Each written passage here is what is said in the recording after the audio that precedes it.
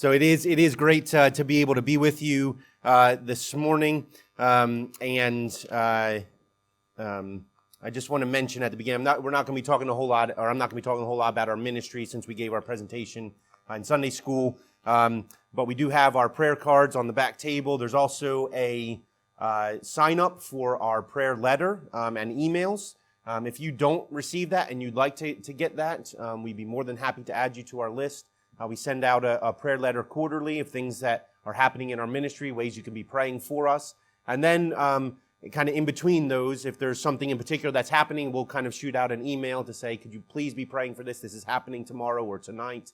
And we really appreciate your prayers and your support through the years. And there's an updated picture on there. There's a contact information, so please feel free to take those. That's why they're there. If you have a Bible, go ahead and turn to Deuteronomy chapter 3. Deuteronomy chapter 3. This probably is not where you would expect a missionary to go. In all the years of ministry, I don't think I've ever heard a missionary preach from Deuteronomy 3. But I'm going to do that this morning. And hopefully you will see why. If you were in Sunday school this morning, and as Troy alluded to, we spoke about God's faithfulness. His faithfulness in the past, as we trust Him for His faithfulness in the future. And that's what I'm going to be speaking about this morning from Deuteronomy chapter 3. And so if you have a Bible and you could be turned there, that'd be great. We'll look at it in just a moment as we think about confidence in God's faithfulness. So why should we have confidence in God's faithfulness? Why should we trust God? Why should we follow Him? I mean, is it really worth it? I mean, you could be out at the beach right now. We saw a lot of people heading that way this morning, out at a sports field. Why do we come and gather together as God's people? And as we add to that, the reality that all of us face difficulties as well. In fact, increasing difficulties when you're a believer. There are trials and tribulations and things that will come into your life because you follow Jesus. Is that worth it? I'm sure if you, like me, and I think most people at times maybe have thought, this is really hard. Should I just throw the towel in? Now, I don't know. We know some of you in the times that we've been here before. But I'm sure that every single person in this room is facing difficulties in their life. And the reason I know that is because we live in a sin-cursed, broken world. We talked about the domain of darkness in Sunday school this morning, and because of that reality, I know that we all live lives which are broken to some degree as well because of sin. So again, though I don't know your individual lives and all that you're facing right now, I'm sure some of you are facing relational difficulties and concerns. Maybe within your family, maybe in a marriage, maybe with your children, maybe with neighbors. Some of you will be facing health concerns, things that you are either have just come through or are looking a surgery or something coming up, an illness, somebody in your family facing a health concern. For others, there'll be financial concerns. I mean, the cost of living and everything has gone up and things just don't seem to stretch as far as they used to. For other people, maybe it's work concerns. Will I have a job next month, next year? For others, maybe it's a loss of a loved one. Maybe you're fearful and anxious about the future. What's it going to hold? What's going to happen? So much uncertainty. Why should we trust God and follow Him with all of that? Well, as we turn to Deuteronomy chapter 3, we are going to be coming into a passage. We're jumping right in to chapter 3 here, and obviously we haven't covered chapters 1 and 2. I assume, I don't know what you're preaching on right now, but I'm assuming Deuteronomy 1 and 2 wasn't what you just preached on, and that's okay. So let me just kind of set the scene for us real briefly. Israel, the nation of Israel, is on the brink of crossing the Jordan River. Deuteronomy is the last of the first five books of the Bible known as the Pentateuch. Written by Moses, and they're getting ready to go into the Promised Land. They're on the eastern shore of the Jordan River, waiting for God to say it's time to go in. Now, this is after a period of 40 years of wandering in the wilderness because of their disobedience. And in Deuteronomy chapters 1 through 3, Moses is giving a little bit of a history lesson. I don't know if you like history, but that's what Moses is doing. He's reminding the people of their history, of what God has done, of how they've responded. Retelling to them how they've gotten to where they are now, standing on the eastern side of the Jordan River, getting ready to go into the promised land. And he writes these things to encourage them for what lies ahead. So there are 4 things that we're going to consider this morning from Deuteronomy chapter 3. The first is this: God has been faithful in the past. God has been faithful in the past. We see this in verses 1 through 11. If you have a Bible, turn there, Deuteronomy 3, beginning in verse 1, and I'll read these 11 verses. Then we turned and went up the way to Bashan, and Og, the king of Bashan, came out against us, he and all his people, to battle at Edrei. And the Lord said unto me, Fear him not, for I will deliver him and all his people and his land into thy hand, and thou shalt do unto him as thou didst unto Sihon, king of the Amorites, which dwelt at Heshbon. So the Lord our God delivered into our hands Og also, the king of Bashan, and all his people, and we smote him until none was left to him remaining. And we took all his cities at that time. There was not a city which we did not take from them. 80 cities, all the region of Argob, the kingdom of Og and Bashan. All these cities were fenced with high walls, gates, and bars, beside unwalled towns a great many.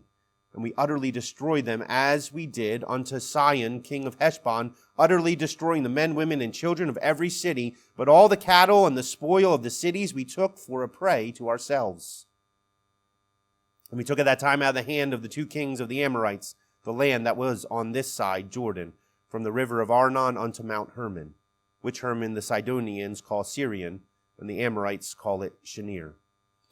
All the cities of the plain, and all Gilead, and all Bashan unto Salakah and Edrei, cities of the kingdom of Og and Bashan. For only Og, king of Bashan, remained of the remnant of giants. Behold, his bedstead was a bedstead of iron, is it not, in Rabbath of the children of Ammon. 9 cubits was the length thereof, and 4 cubits the breadth of it, after the cubit of a man. These verses speak of God's faithfulness in the past as Moses recounts a battle that they had just recently won against Og of Bashan. And if you went back to chapter 2, at the very end, you would see a victory that he gave them, that's referred to here, against Sihon, King Sihon as well, 2 Amorite kings. You can find those stories recounted in the book of Numbers. And we read in verse 2 that God is the one who gave them victory. He had given them and delivered Og and his people and his land into their hands, and it was a total victory. That's what verse 4 tells us. He took all of his cities. Mentions 80 cities. 80 is 60. 60 cities in total were taken. It was a complete, total victory. Now, as I was reading through these verses, my mind went back to their history. It went back to what Moses speaks about in chapter 1. So if you want to turn back to chapter 1, we're going to read verses 26 to 32.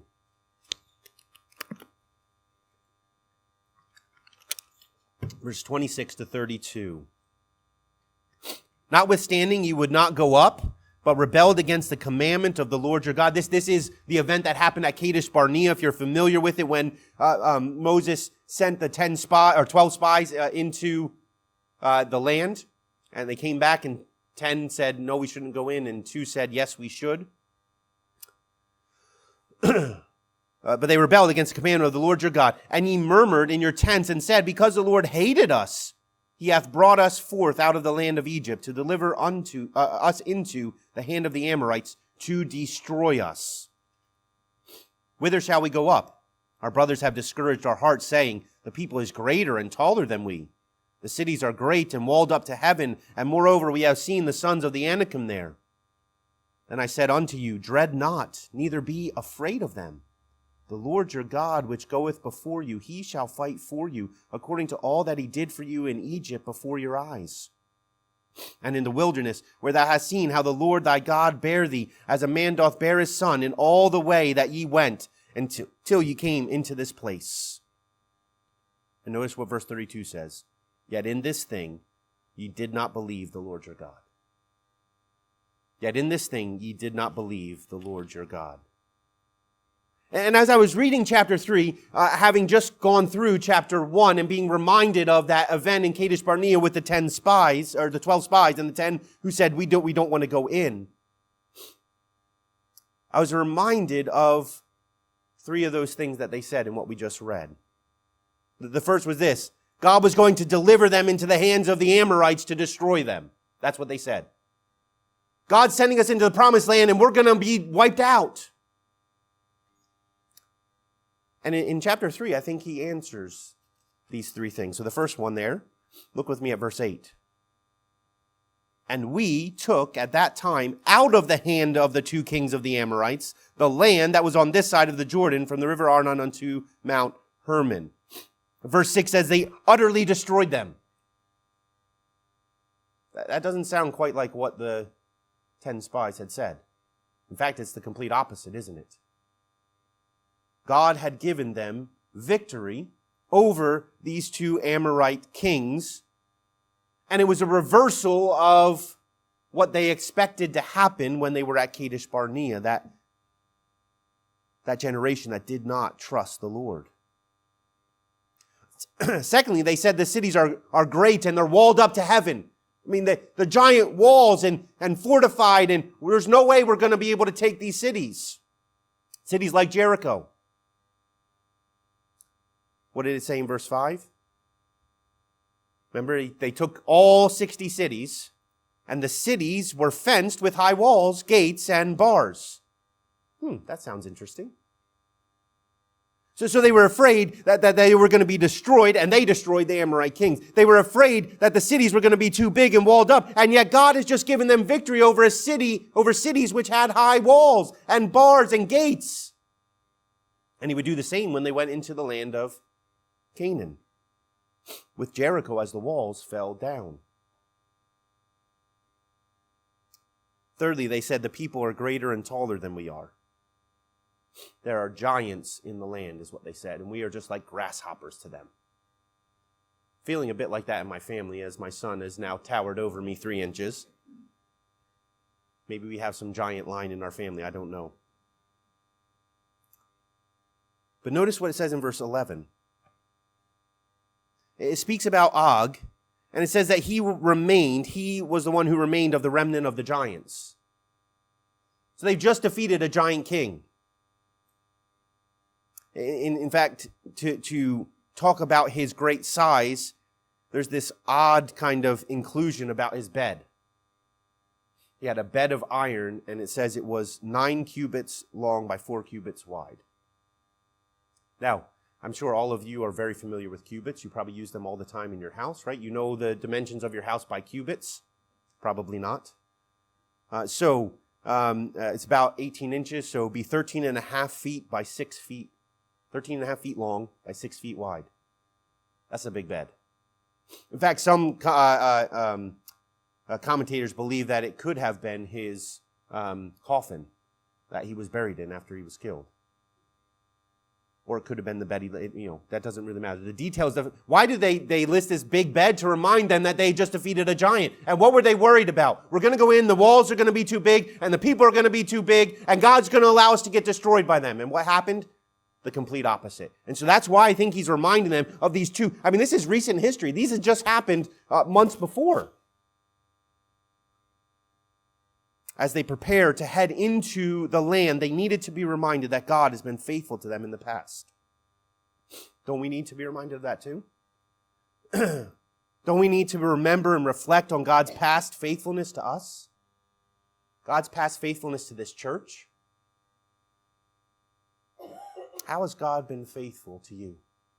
I think that'd be a really good thing for you to talk about with one another.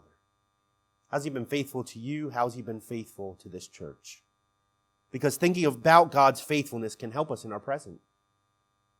As we remember that he's been faithful in the past, it can help me now, here, with those things that I was talking about that we all face. So that's our first point. God's been faithful in the past. Second point, God has been faithful to keep his promises, verses 12 to 17.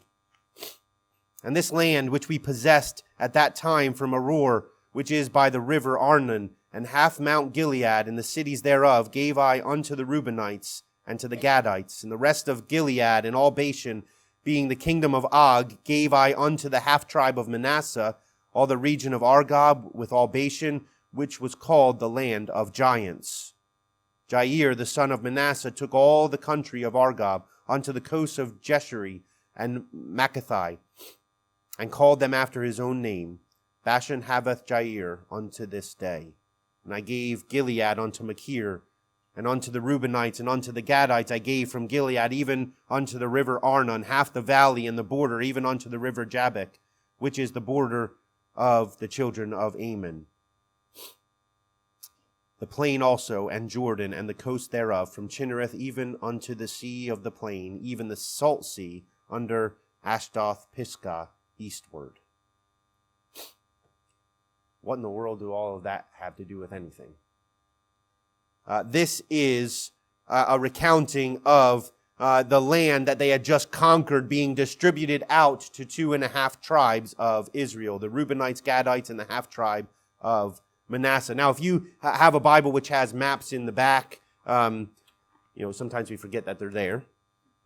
You might have something like this in the back of your Bible, which says the tribal allotments of Israel. It might look slightly different, but it shows where those tribes were given land. And if you look, you have the kind of Dead Sea and the Sea of Galilee with the Jordan River that runs between them. You have East Manasseh, Gad, and Reuben down the right side of that. That is the land that they're talking about. It's talking about the borders and the land that was given out to those people. It also mentions 2 people by name. It mentions Jair and Machir, and they're singled out because of their role in taking particular areas. I think that they're there as kind of examples to the people, those 2. Be like Machir. Be like Jair. When you trust God and you do what he says, blessing comes from him.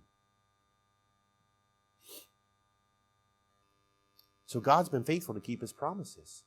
He had promised to give them the land, and they're beginning to take possession of the land. They're standing in part of what was the promised land now, getting ready to cross over the river to take possession of the land on the west side of the Jordan. They're standing in the land. God would keep his promises to them. And so as we reflect on God's faithfulness in the past, we can also reflect on his faithfulness to his promises in his word. Isn't it a great encouragement to be reminded of what God promises us in his word? He'll be with us. He loves us. He'll provide for us. Doesn't that encourage us as we live in the present, facing those things that I mentioned at the beginning? So God's been faithful in the past. God's been faithful to keep his promises. Thirdly, God will be faithful in the future. And so if you were in the presentation this morning, you will know that we said God's been faithful in the past in this area, and we know and we can trust that he will be faithful in the future. That's what Moses is doing in Deuteronomy chapter 3. Let's look at verses 18 to 22. God will be faithful in the future. And I commanded you at that time, saying, the Lord your God hath given you this land to possess it. Ye shall pass over armed before your brethren, the children of Israel, all that are meet for the war. But your wives and your little ones and your cattle, for I know that ye have much cattle, shall abide in your cities which I have given you, until the Lord have given rest unto your brethren as well as unto you, and until they also possess the land which the Lord your God hath given them beyond the Jordan. And then shall ye return every man unto his possession, which I have given you. And I commanded Joshua at that time, saying, thine eyes have seen all that the Lord your God hath done unto these 2 kings. So shall the Lord do unto all the kingdoms whither thou passest. Ye shall not fear them, For the Lord your God, he shall fight for you. God will be faithful in the future. Now, in these verses, there's a reminder to the tribes who had just received their inheritance, the Reubenites, Gadites, and half-tribe of Manasseh, that they had committed to go with their brothers, the rest of Israel, over the Jordan River until they also had possession of their land. You see, there was a danger that they were going to now abandon that reality. We're in our land, everything's good. In fact, it was one of the things Moses was worried about when they first asked to have land on that side. He mentions in there that they had lots of livestock, and that land was really good for livestock, which is why they wanted to dwell there. And so Moses at first said, no way, you're just going to leave everybody else. They fought with you, now you're going to make them fight by themselves. And they said, no. Give us the land, and we will go with our brothers until they take possession of the land that God is giving to them as well. And so Moses is again just reminding them of that promise. Why? Because the unity of God's people and the solidarity of God's people is absolutely important. It's extremely important that we be united as the people of God. It just reminds us, doesn't it, that we as believers are united as brothers and sisters in Christ. And as we battle in this life, in this broken world, we should be here for one another, to support one another, to pray for one another. That's why getting together as God's people regularly, weekly, is so important. Because we go out into the world and we face spiritual battle and we face these difficulties. We need to be reminded that we're not alone. You're not alone. Now, that's true because God promises that He will never leave us or forsake us, but it's also true because He's placed us into a family with brothers and sisters who can care for us. That's part of our calling. It's part of our responsibility to one another. Now, it was going to require faith on their part that God was going to continue to give them victory. They had to believe and trust that God was going to give them victory on the west side because they were leaving their families behind, and they expected fully they'd be returning to their families after the victories, after the land had been given. And then in verses 21 and 22, Moses encourages Joshua. He says to him, see what God's done. Joshua, remember what God did to those two kings. Why? Because He's going to do the same to the kings on the other side of the river. How does remembering God's faithfulness, past faithfulness, help us? Because God is consistent. God doesn't change. God is faithful to His people. We can trust Him. Doesn't mean that life's going to be easy. Doesn't mean everything's going to go swimmingly. Doesn't mean that the health diagnosis is going to change. But what it does mean is that we can trust Him in the midst of those things.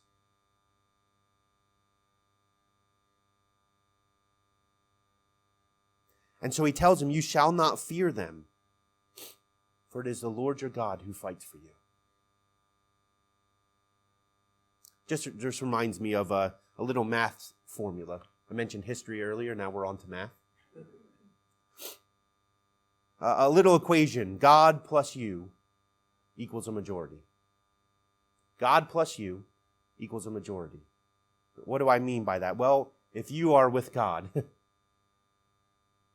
it's a majority. It doesn't matter what you're facing. And listen, we feel this in the UK for sure, where only about 3% of the population knows Jesus. And so it means as we rub shoulders with people, 97 out of every 100 people that we run into has no relationship with God, has no hope for eternity. And we can feel in the minority. We are in the minority. 3% is a very small percentage. And people can feel that in the workplace, and you probably feel that here too. Where you face persecution, where people make fun of you for following Jesus. It reminds me of 2 Kings chapter 6. Now, I'll read just a few verses. If you want to turn there, that's fine. But 2 Kings chapter 6, verse 15 to 17, recounts a story of Elisha and his servant. And his servant needed to be reminded that God plus you equals a majority.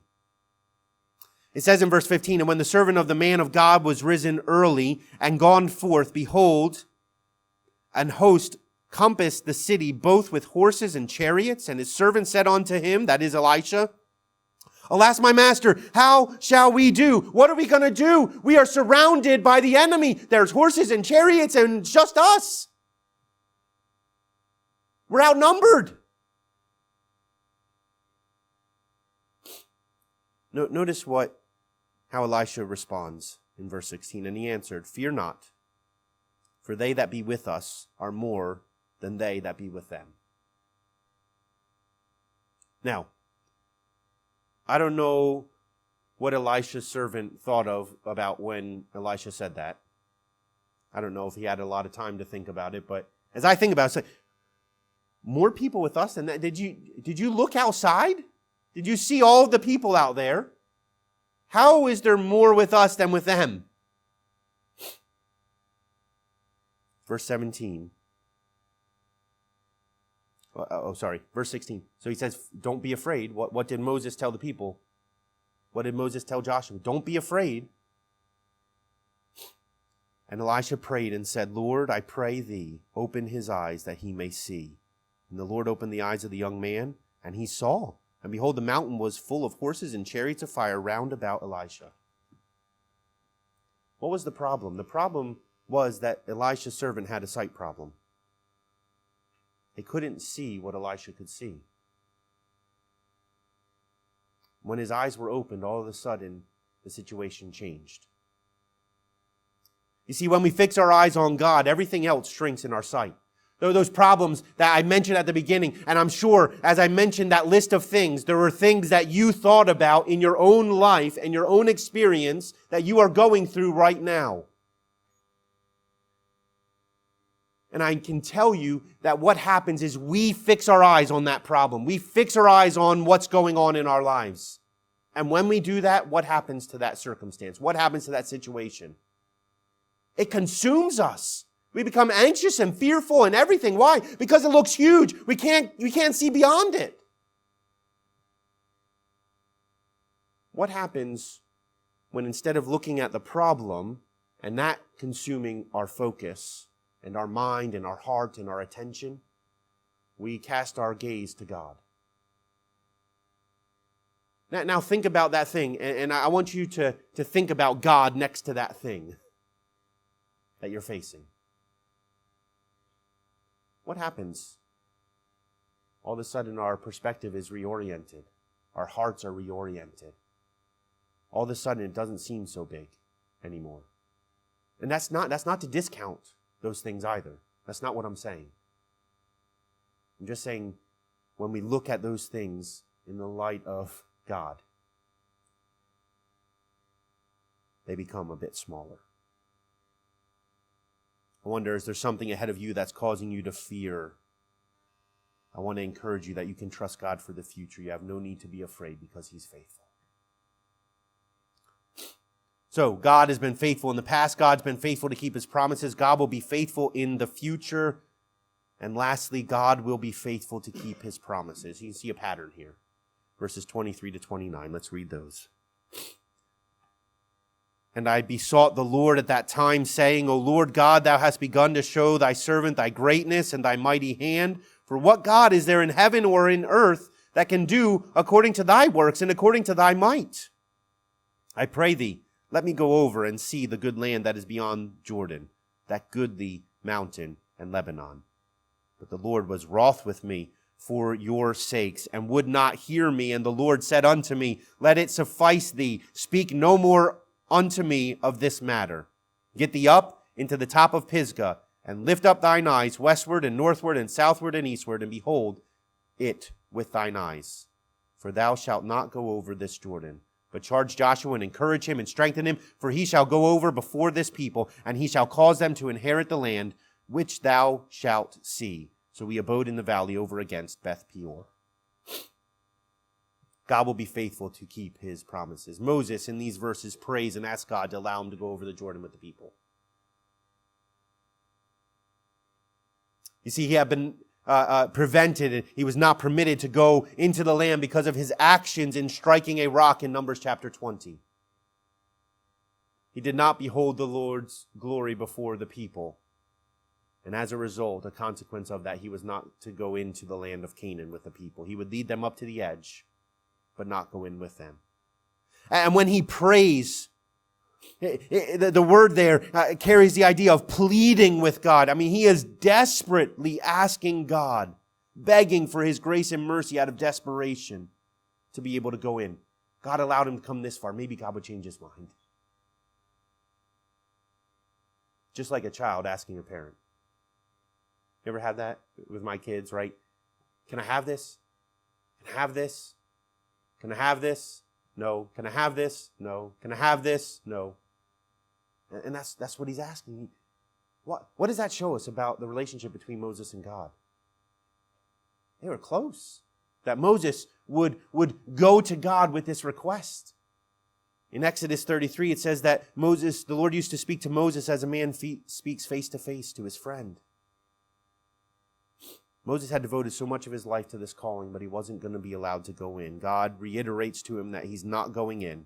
It says he was wroth or angry, furious with him for their sakes.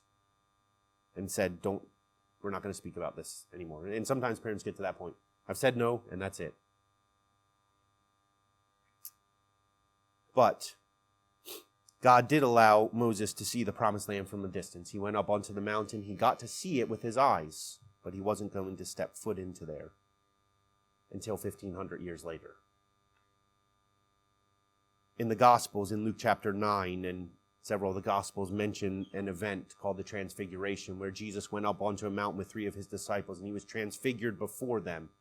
And there were 2 other people on either side of him. There was Elijah, and there was Moses in the promised land, standing there. God was faithful to his promises. He is faithful to his promises to his people. We can trust him. He will be faithful to keep his promises. And so in verse 28, Moses was to charge and encourage and strengthen Joshua for the task ahead of him. You see, Moses' death, he was the leader of God's people. He had led them through the wilderness. He had delivered them out of Egypt. And he is now going to die. And that was going to cast a big shadow over the people. There was going to be a change of leadership from Moses to Joshua. And Moses needed to help the people with that transition. Joshua, God says, will be the one to take the people in, to take possession of the promised land. We read about that in the book of Joshua. And in doing this, Moses would do a great service to the people of Israel in encouraging them to follow Joshua and to trust God. I mentioned a moment ago about casting our eyes to the Lord and how that can make our problems shrink. I want us to just notice Moses' view of God in verse 24. Notice what he says, O Lord God, thou hast begun to show thy servant thy greatness and thy mighty hand. For what God is there in heaven or in earth that can do according to thy works and according to thy might? As he's praying, that is a huge vision of God. Do you see what he's saying? He's saying, God, you're just getting started. I've only seen a little bit. And the reason he's praying to be able to go over the Jordan is because he wants to see more of what God's going to do. He wants to see God continue to fulfill his promises to his people. I mean, just think about all the things that Moses got to see. Moses was miraculously brought into Pharaoh's house as he floated along the river in a little basket and was raised in Pharaoh's home as one of his family. God spoke to him from a burning bush. We were just at the Museum of the Bible on Friday. And they have the Old Testament walkthrough. There's a burning bush there as part of it. And God speaks to Moses out of that bush. There's nobody else around. Moses got to experience that. Any of you like to have God just directly talk to you? Maybe not. But in some region of us, we do think, yeah, that would have been amazing. God then commissions him, sends him into Egypt, where he goes before the most powerful king at that time, Pharaoh. And he says, God says, let my people go. And he sends 10 plagues upon the people. The last being the death of the firstborn. Again, that was illustrated in that walkthrough in the Museum of the Bible. They then are delivered. They come out of Egypt. They go to the Red Sea, and the Red Sea opens up as Moses holds his staff up, and they walk across on dry ground. How'd you like to do that down at the beach? And then the waves crash over the Egyptian army. They then make their way to Mount Sinai, where God meets with his people, establishes a covenant, gives them the 10 Commandments. Moses held the 2 tablets of stone in his hand. In fact, he held 2 copies because he smashed the first one when they rebelled against him with the golden calf. He was there following the pillar of cloud and the pillar of fire. He was there when God provided manna every single day when they walked out, and quail, and water from rocks, and victory over enemies. Now, I think of that, I'm like, that's a lot of stuff. It'd be pretty amazing to experience maybe just 1 or 2 of those things. Moses' perspective is, God, I haven't seen anything yet. You're just getting started.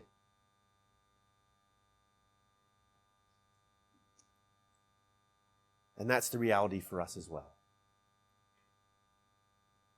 Listen, God's been faithful to us in the past. God's been faithful to keep his promises in the past. Because God is faithful, it's part of his character. He will be faithful to us in the future. He will be faithful to keep his promises. We can trust him. That's what Moses was trying to encourage the people of Israel. That's what we've experienced as missionaries in the UK. We've seen God's faithfulness to us. We've seen God's faithfulness to build a church in a town called Swindon where people desperately need to hear about Jesus. And so confidence in God's past faithfulness should strengthen and encourage his people for the future. If you have any doubt about that, can I just encourage you to take a look at the cross again? Because it was at the cross that God won the greatest victory in the greatest battle that any of us will ever face. The battle against sin, the battle against death.